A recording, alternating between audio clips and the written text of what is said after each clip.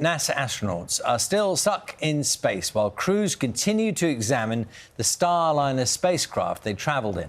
Test pilots Butch Wilmore and Sunita Williams first departed for the station around 7 weeks ago.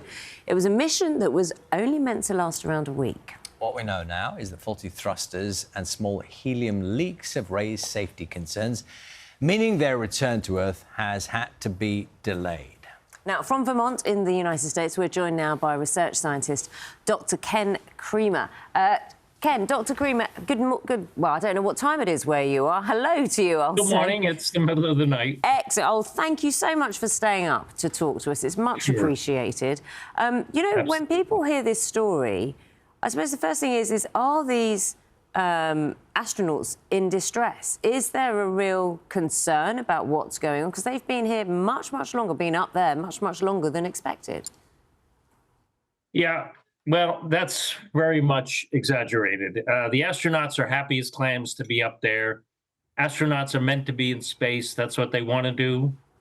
And they're not in any imminent danger, no.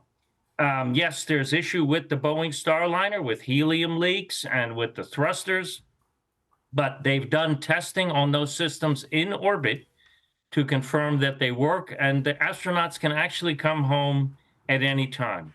Further tests are in progress right now and this weekend to get even more confidence, but they're not stranded. They're not stuck in space. They're happy to be where they are. They're contributing to the science and the maintenance of the International Space Station. So they're doing exactly what should be done. The mistake that was made in the beginning, in my opinion, and I told this to NASA, that was they never should have limited this mission to 1 week. It should have been open-ended like the first SpaceX Crew Dragon mission was. That didn't have a definite return date, and those astronauts wound up staying for 2 months. And so NASA kind of created a PR problem of its own by delaying it every 4 days at the beginning. So I suggested to them that they stop doing that, and they followed my suggestion and thanked me for that. And so that's why they have not announced a return date yet. Because why? Because those issues are in the service module. And so that's the only way is to find out what's wrong is to keep it in space. Because once they separate, once they undock from the International Space Station, they can't do any more testing on that service module because it burns up. It doesn't return. We don't get it back at the end of the mission. So the only way to study it is in space. And so the astronauts are there, and they've practiced coming home procedures, and they've practiced turning on the spaceship. So everything's great right now, really. Dr. Kim, very good morning to you. It's Charlie here in the studio. It's really interesting hearing your take on that, and a very scientific, practical approach. And I suppose that's what I am. I'm a scientist. Absolutely. And I suppose in a way what it shows is that most of the rest of us, when we think of a problem in space, something not going quite according to plan, a lot of us go, look out, they're in space. Something's not going quite right. And because of the circumstances and maybe things that have happened in the past, we start thinking necessarily if something's going wrong, it's much worse if it's in space.